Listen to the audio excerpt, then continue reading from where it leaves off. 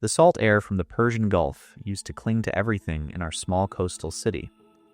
It settled on the windowsills, corroded the hinges on our front gate, and left a permanent taste on your lips when the wind came in from the west.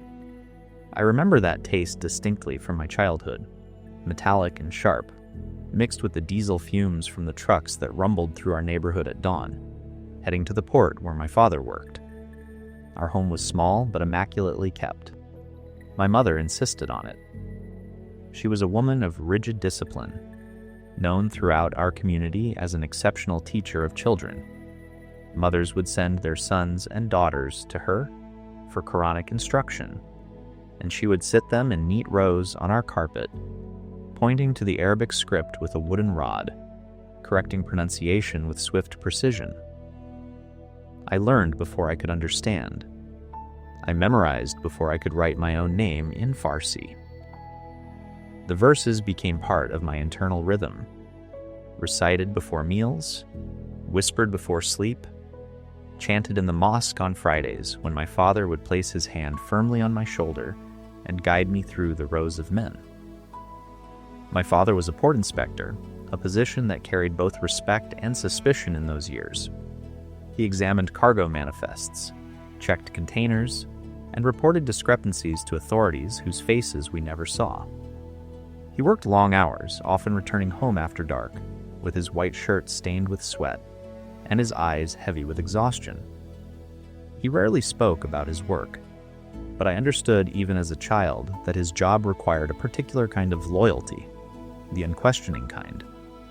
At home, he was equally exacting. We prayed 5 times daily without exception. We observed every fast. We studied the hadith collections he kept on a special shelf, wrapped in green cloth. My older sister learned to be invisible, as was expected. I learned to be excellent. Excellence was my escape and my prison. Teachers at school noticed me immediately. I had what they called a photographic memory, though I suspect it was simply the result of endless repetition drilled into me by my mother. I could recite entire chapters of text after reading them once. I solved mathematics problems in my head while other students were still writing out the equations. Science fascinated me. The orderly way that chemistry and physics explained the world, the precision of biology, the logic that undergirded everything. By the time I was 13, I decided to become a doctor. The decision came one afternoon at the port, where my father sometimes took me on days when school finished early. I watched a man collapse between 2 shipping containers, his face gray, his breathing shallow. "Heat stroke," someone said. Men gathered around him, shouting conflicting instructions. Someone poured water over his face. Someone else tried to drag him into the shade. No one really knew what to do. I stood there, useless and small, watching this man fight for breath while the afternoon sun hammered down on the concrete. He survived, I later learned, but the image stayed with me. I wanted to be the person who knew what to do. I wanted to possess the knowledge that could pull someone back from that edge. I began checking out medical textbooks from the library, basic anatomy, first aid manuals, anything I could find. I sketched diagrams of the circulatory system in my notebooks. I memorized the names of bones in Latin and Farsi. My mother thought I was being obsessive. My father saw ambition, which he approved of, as long as it didn't interfere with my religious duties. I mapped out my entire future with the confidence of a 15-year-old who had never faced real opposition. I would ace the National University entrance exams, the concours, which everyone feared. I would score high enough to enter one of Tehran's medical schools. I would become the first doctor in our family, perhaps even specialize in emergency medicine. My father would finally smile with something other than approval mixed with duty. My mother would tell other mothers that her son was a physician. I would matter. Then the revolution reshaped everything. I don't mean the revolution itself. That had happened when I was too young to remember clearly. I mean the tightening that came after, the systematic purging of anything deemed Western or insufficiently Islamic. Schools underwent Islamization. Teachers were replaced, curricula were rewritten, textbooks that mentioned evolution were burned. Chemistry lessons that didn't begin with "in the name of Allah" were suspect. But the real changes were more subtle and more devastating. The Concours exams were restructured to include ideological screening. Your score was no longer purely academic. Committees reviewed your family background, your mosque attendance records, your clothing, your associations. They looked at whether your relatives had supported the wrong political factions, whether your mother covered herself appropriately, whether you had any Western connections. My uncle, my father's younger brother, had emigrated to Germany years before and occasionally sent packages. One contained a navy blue blazer, European cut, with brass buttons. It was beautiful, far better made than anything available in our shops. I wore it to school, proud, not understanding what it signaled. A teacher pulled me aside. "Why are you dressed like a Westerner?" I stammered something about it being a gift, about it just being a jacket. He wrote something in a notebook and dismissed me. I didn't think about it again until the Concours results arrived. I had scored exceptionally well on the academic portions, high enough for any medical school in the country. But my final ranking was inexplicably low. When my father made inquiries, he was told vaguely that there had been concerns about ideological suitability. No further explanation was provided. Every medical school I applied to rejected me. I was crushed. More than crushed. Hollowed out. The future I had constructed so carefully evaporated in a single administrative decision made by people I would never meet. My father withdrew into silence. My mother recited verses about accepting Allah's will. I felt like I was drowning in that same courtyard, and no one was pouring water on my face. Then the conscription notice arrived. Military service was mandatory, but there were different tracks. University students were deferred or given easier assignments. Those with connections could find desk positions. Those flagged as ideologically questionable were sent to units that everyone referred to by euphemisms. The grinder, re-education battalions, corrective service. I was assigned to one of these units. The camp was 3 hours north, in a flat expanse where the wind came down from the mountains without mercy. Concrete barracks, razor wire, guard towers that were less about keeping people out and more about keeping us visible.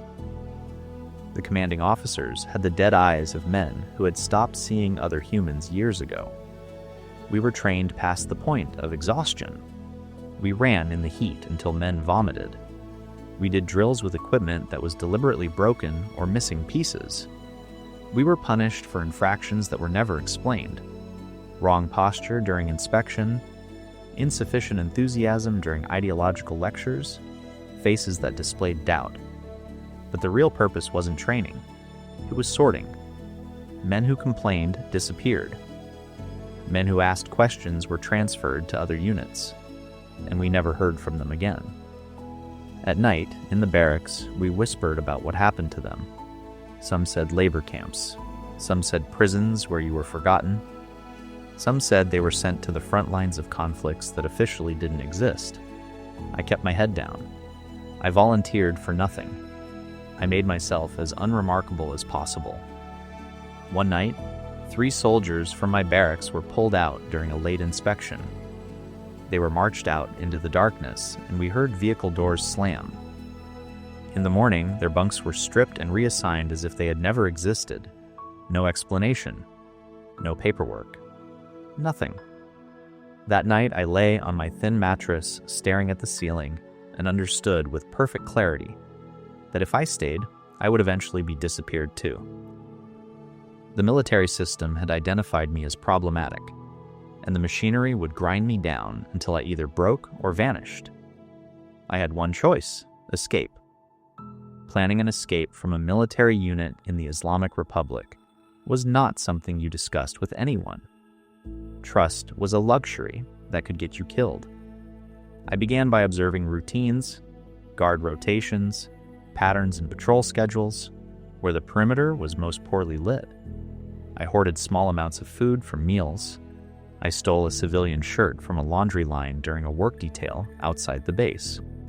I memorized the roads and directions whispered among conscripts who had tried and failed to run. The opportunity came during a transfer. Our unit was being moved to a different facility, loaded onto trucks in the pre-dawn darkness. The convoy stopped at a checkpoint where paperwork was being disputed between officers. I slipped away during the confusion, walking calmly toward a cluster of buildings, as if I had been ordered to retrieve something. No one shouted. No one followed. I kept walking. I had some money saved, hidden in the lining of my boot. Not much, but enough.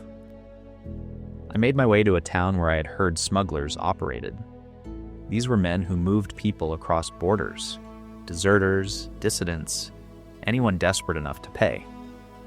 They worked out of tea houses and repair shops, identifiable only if you knew the phrases to use. I found one through a third connection, a cousin of someone I had known in school.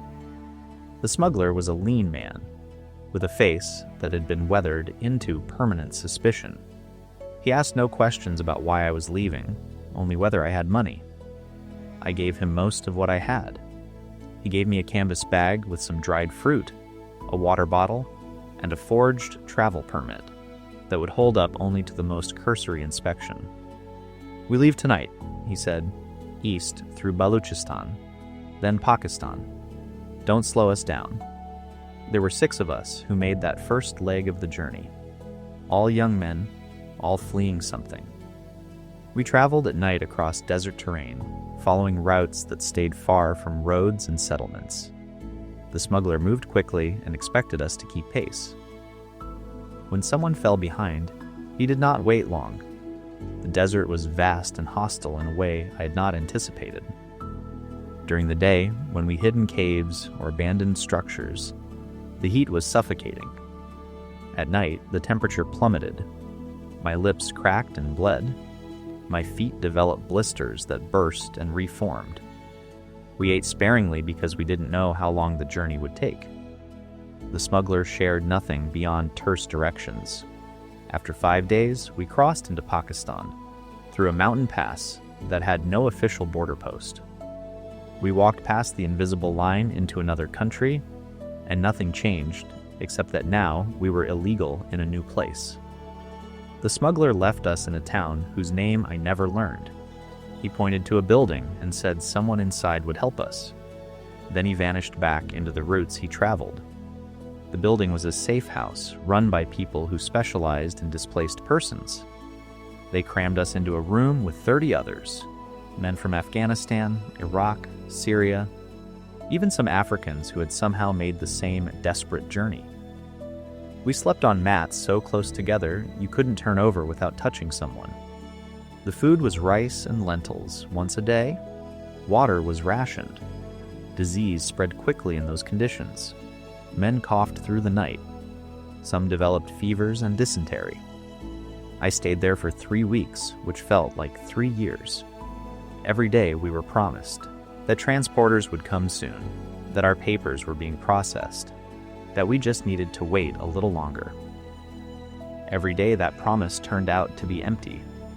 Men grew angry, then despondent, then numb. When the transporters finally came, they loaded us into the back of a cargo truck with no windows. We crossed Pakistan in darkness, breathing recycled air that smelled of sweat and fear. The journey took 2 days, stopping only for fuel and driver changes. When they finally opened the doors, we were somewhere in western Pakistan, near the Afghan border.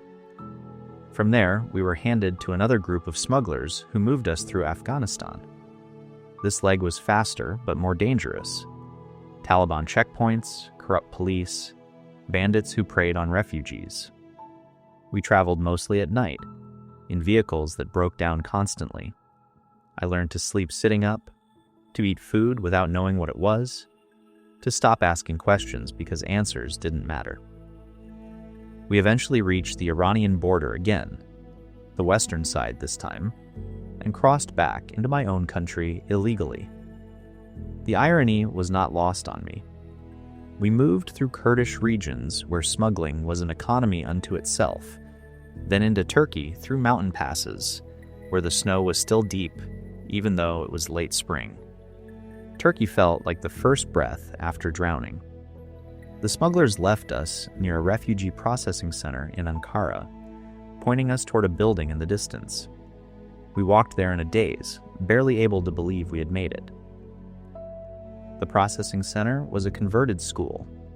3 stories of crumbling yellow plaster with windows that didn't close properly.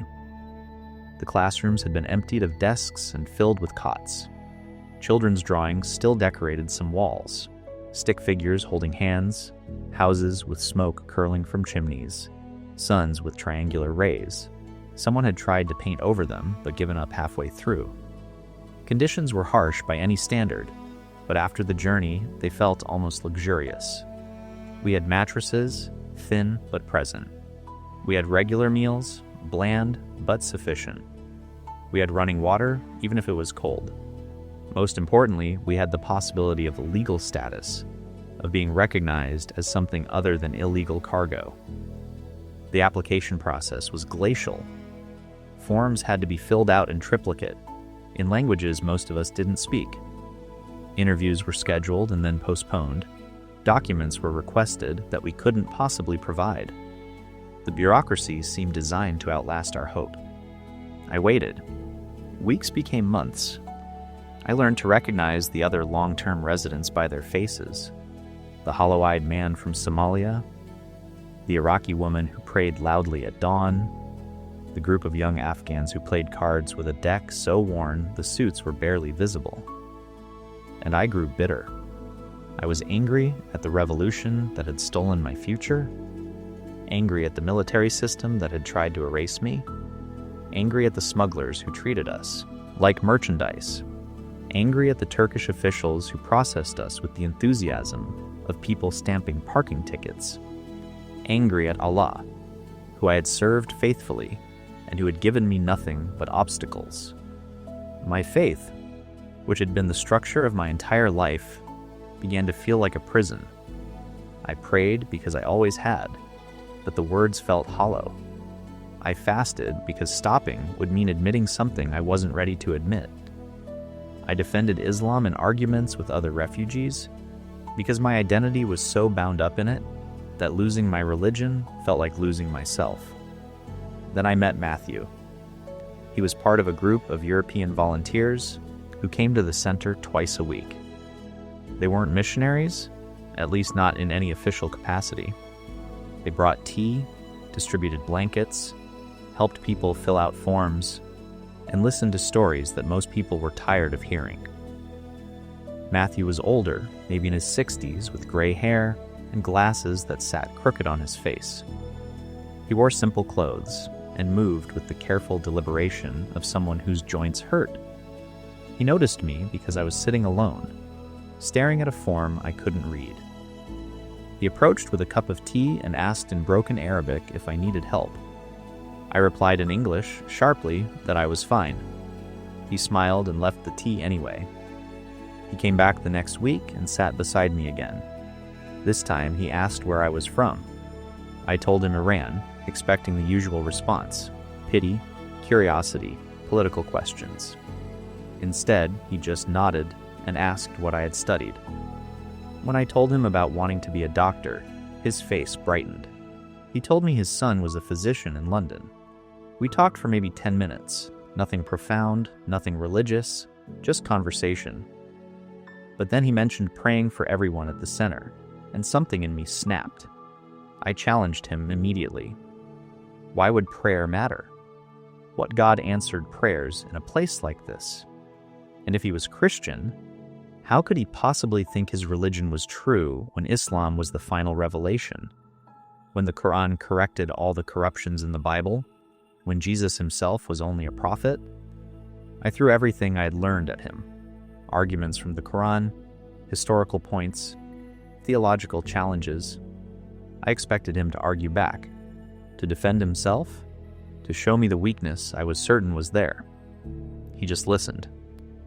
When I finished, he said, "You've clearly thought about this deeply. Thank you for sharing that with me." Then he stood up, smiled that same gentle smile, and left.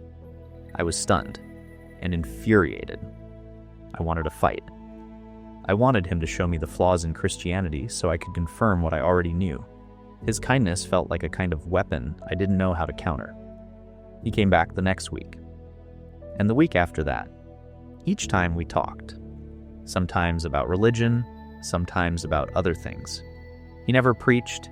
He never handed me pamphlets. He just spoke to me like I mattered, like my anger was understandable, like my questions were legitimate. The contrast unsettled me profoundly. Islam had given me rules, structure, a clear path of what to do and when to do it. But it had never given me this. Someone who absorbed hostility and returned gentleness, someone who had no obligation to care but did anyway. Our conversations grew more direct. I pushed harder, arguing from the Quran, from Hadith, from Islamic scholarship I had absorbed over years. Matthew responded with stories from the Gospels, with concepts like grace and atonement that seemed alien and illogical to me. How could God just forgive sin without punishment? How could Jesus dying accomplish anything when everyone dies? How could God have a son when Allah is utterly transcendent and unique? One evening, after a particularly heated exchange where I had essentially accused him of worshiping a false god, Matthew sat quietly for a moment. Then he said something I have never forgotten. "Armin, if you're so sure Jesus is only a prophet and nothing more, why don't you ask him yourself?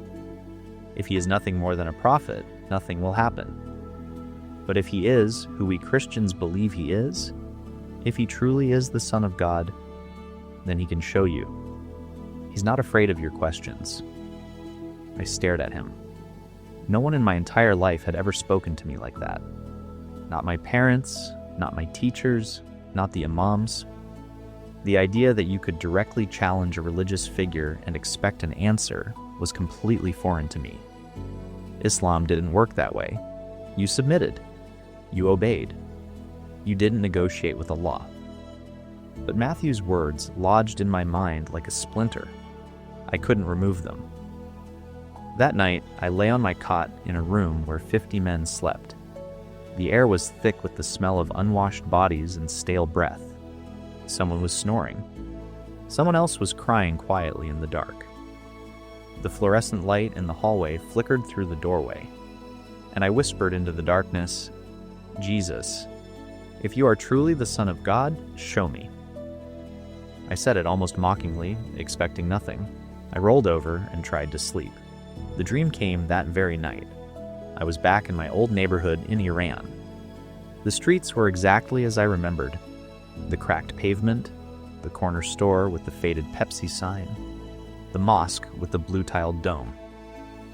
I was walking home, but something felt different. The air had a weight to it, a presence. A man appeared in front of me. He had a red beard, neatly trimmed, and eyes that seemed to see straight through to the back of my skull. I had never seen him before in my life, but in the dream, his presence felt overwhelming, authoritative. He spoke in Farsi, "Takhir-i tafakur kon," change your way of thinking. Then I woke up, gasping, my heart hammering. The room was still dark. The same men were still sleeping. Nothing had changed, except everything felt different. I tried to dismiss it. Just a dream. Stress, bad food, the mind playing tricks. But the phrase stayed with me all day. Change your way of thinking. Why those words? Why that image? 2 nights later, another dream. This time I was standing in a space filled with light, not harsh, not blinding, but warm and clear.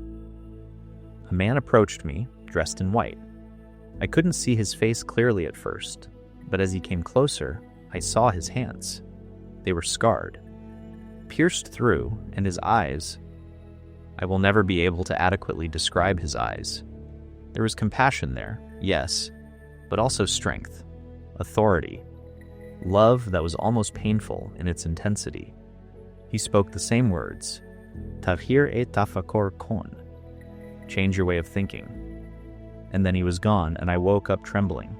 I couldn't dismiss it anymore. These weren't random dreams. They were too specific, too consistent, too unlike anything my mind would generate on its own. The message was clear, even if I didn't want to hear it. Change your way of thinking. I spent the next few days in turmoil.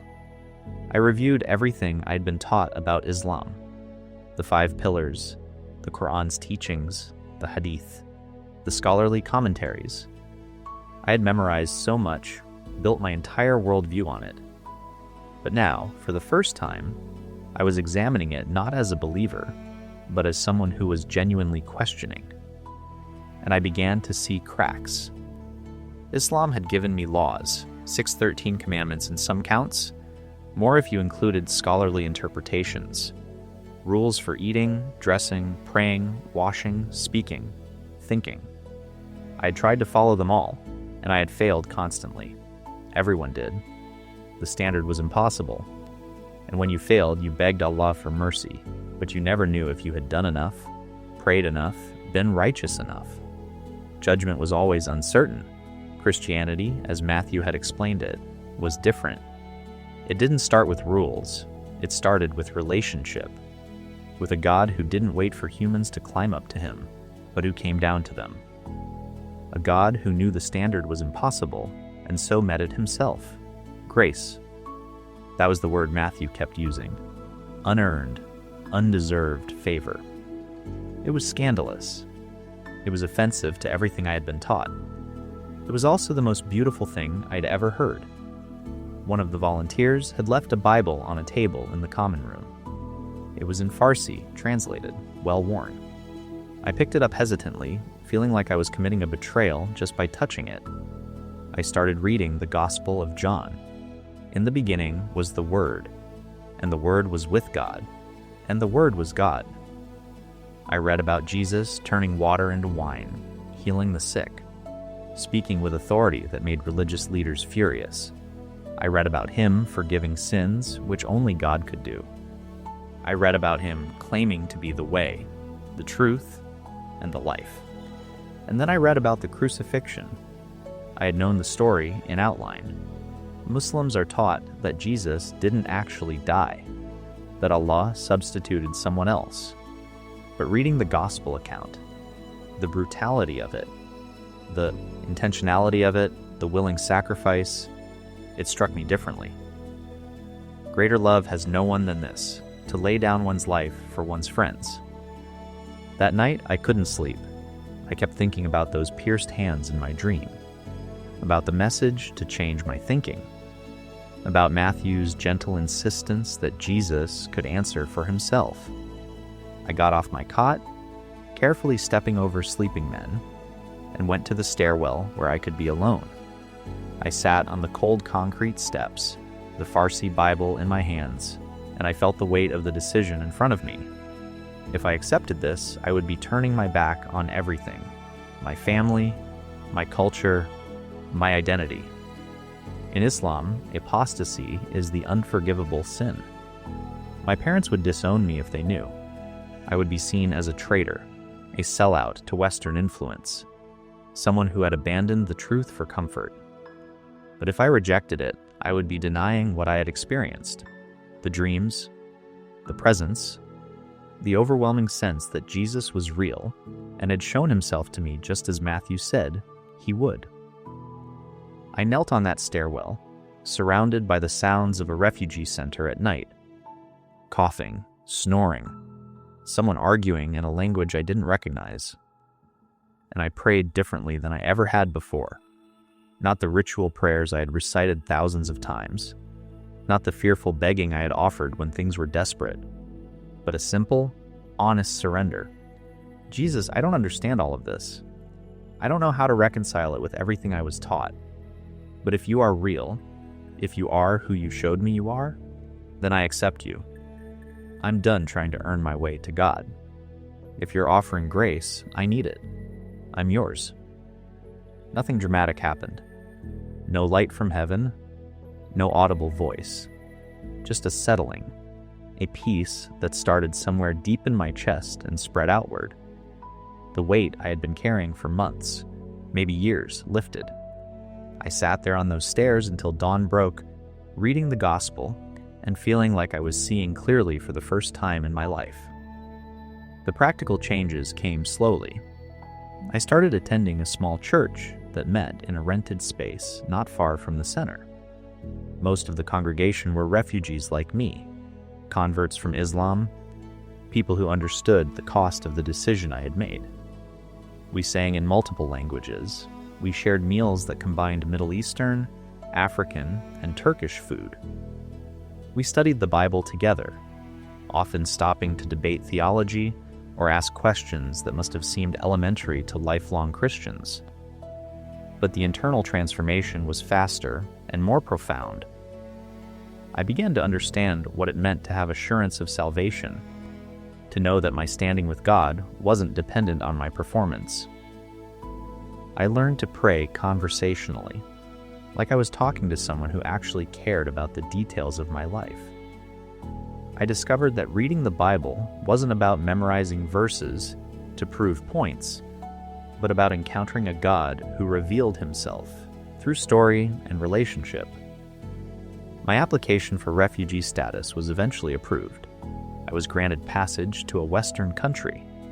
I won't specify which for security reasons, as I still have family in Iran. I arrived with nothing but the canvas bag I had carried since leaving my military unit, now torn and barely functional. Starting over was brutal. My credentials meant nothing. My medical dreams seemed more distant than ever. I worked construction jobs, restaurant kitchens, anything that would pay cash while I figured out how to rebuild. But I was free. Free from the regime that had tried to erase me. Free from the religious system that had burdened me with impossible standards. Free to pursue the calling I'd always felt toward medicine. It took years. I had to learn a new language fluently enough to take university courses. I had to pass equivalency exams to validate my previous education. I had to work full-time while attending classes, surviving on 4 hours of sleep, studying on buses and during lunch breaks. There were moments when I wanted to quit, when the weight of it seemed unbearable. But every time I reached that point, I remembered the refugee center, the concrete floors, the uncertainty, the desperation. And I remembered Matthew, who had shown me kindness when I didn't deserve it, who had pointed me toward Jesus when I was drowning in bitterness. I finally earned my medical degree, then completed residency, then specialized further, eventually becoming a sports chiropractor working with professional athletes. The boy who had watched a man collapse in a courtyard finally became the person who knew what to do. But the greater calling emerged alongside the medical one. Other refugees, other converts, other people walking the same knife edge between old identity and new faith. They started finding me. At first, it was just conversations over coffee, answering questions, sharing my story. Then it was Bible studies in my apartment. Then a small group that met weekly. Then something that began to look like ministry. I had never imagined myself as a pastor. I had wanted to be a doctor, and I became one. But I discovered that the deepest healing wasn't physical. It was spiritual. The people who came to me weren't just looking for medical advice or immigration help. They were looking for hope, for proof that you could lose everything and still find something better, for evidence that Jesus was real and kept his promises. I started writing to help them, devotionals for new believers who were wrestling with guilt and fear, guides for understanding Christian theology when your entire framework was Islamic, practical advice for navigating life in the West while maintaining faith. Eventually, these writings were compiled into books that have been translated and distributed across refugee communities. The speaking invitations came next. Churches wanted to hear my story. Organizations working with refugees invited me to train, their volunteers. Conferences asked me to explain the mindset of Muslim background believers and how to effectively minister to them without cultural imperialism. I said yes to as much as I could. Not because I enjoyed public speaking, I don't particularly, but because every time I share what Jesus did in that refugee center, someone else hears that they can ask him directly, that he's not afraid of their questions, that he will answer. I think often about that night on the stairwell, kneeling with a borrowed Bible, whispering a prayer of surrender. Everything I have now traces back to that moment. The life I thought I wanted, doctor in Iran, respected position, traditional family, would have been a comfortable prison. The life I have instead is harder in many ways, but it's real. It's free. It's marked by purpose that goes beyond personal achievement. There are costs. My family doesn't speak to me. When my father learned I had converted, he declared me dead to him. My mother sends occasional messages through intermediaries, begging me to recant, warning me about hellfire. My sister pretends I don't exist. That grief is real and ongoing, but I've gained a different family. Brothers and sisters from every nation, bound not by blood, but by shared experience of grace. People who understand what it costs to follow Jesus when it means losing everything else. I married a woman who converted from Islam in similar circumstances. We parent our children in a faith that neither of us was raised in, trying to give them security we never had, while teaching them that comfort isn't the highest goal. We speak multiple languages at home. We celebrate holidays from different cultures. We're building something new that honors the past without being enslaved to it. When I teach young converts, I tell them the transition will be harder than they expect, that they'll grieve their old identity even as they embrace the new one, that their families might reject them, that doubt will come in waves, that some days they'll wonder if they made the right choice. But I also tell them about the dreams, about the man with pierced hands who came to me when I challenged him, about the peace that surpassed understanding, about the way Jesus meets people in refugee centers and prison cells and desert crossings and hospital rooms, about how he doesn't wait for us to become worthy, but pursues us in our mess. I tell them that Islam taught me about Allah's transcendence, but Christianity showed me God's immanence, that I spent years trying to reach up to a distant deity, only to discover that he had already reached down to me, that the law had crushed me with impossible demands, but grace had lifted me with unconditional love. And I tell them about Matthew, who embodied what he believed, who responded to my hostility with kindness, my arguments with patience, my skepticism with an invitation to test it for myself. That's the moment that changed everything. Not when I accepted a theological argument, but when someone suggested I could ask Jesus directly. When someone trusted that Christ was real enough to answer, he did answer. He does answer. I still work with refugees when I can. I volunteer at processing centers similar to the one in Ankara. I see the same hollow eyes, the same exhaustion, the same bitter anger I once carried. And I remember what it felt like to have someone sit beside me and offer tea and kindness when I deserved neither. I don't preach at them. I don't hand them pamphlets or try to force conversions. I just try to be present the way Matthew was present for me. I listen to their stories.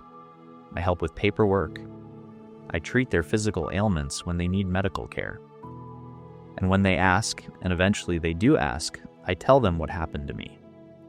I tell them about the dreams and the stairwell and the moment everything changed.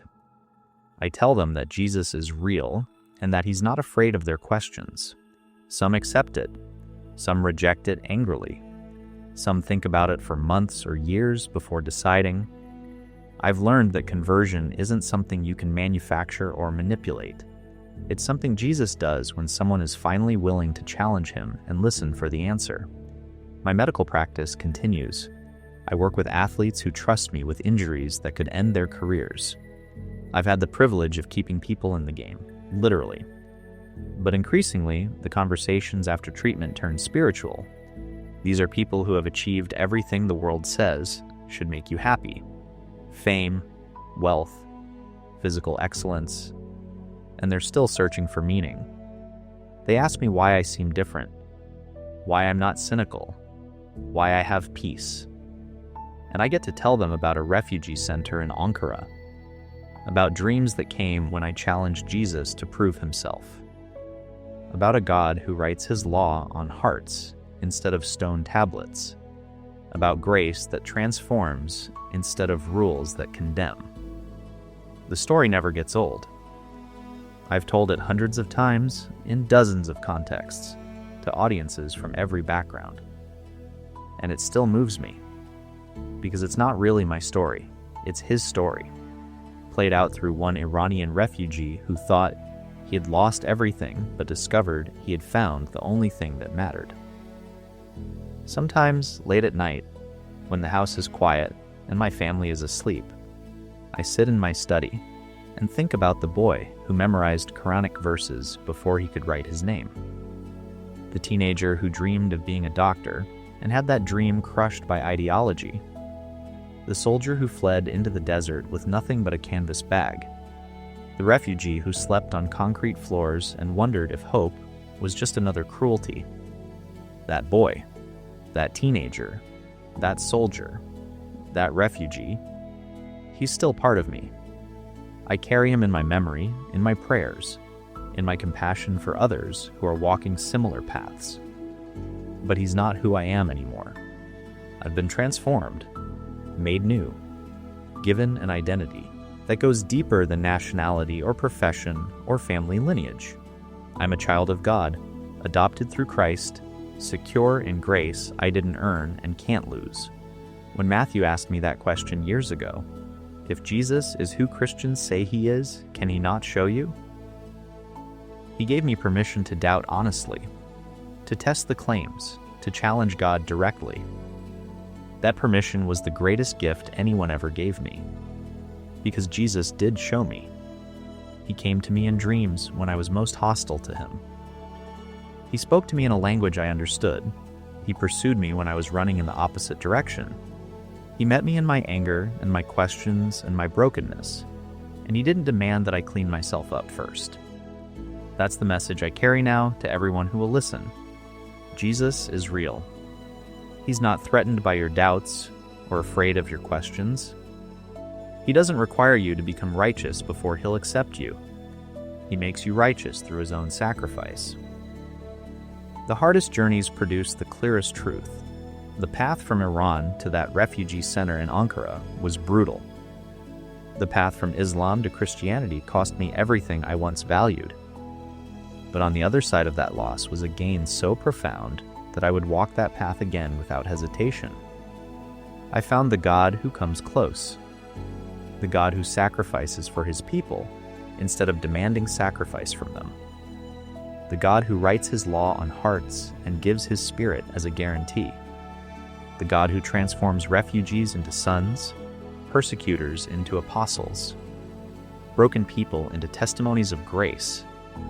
That transformation is available to anyone. It doesn't require a dramatic escape or supernatural dreams, though God certainly uses those when he chooses. It only requires the willingness to ask honestly, Jesus, if you are real, show me. He will? He does. He always has. That simple question, asked by a worker in a refugee center, changed my entire existence. It can change yours too. Ask him. He's not afraid.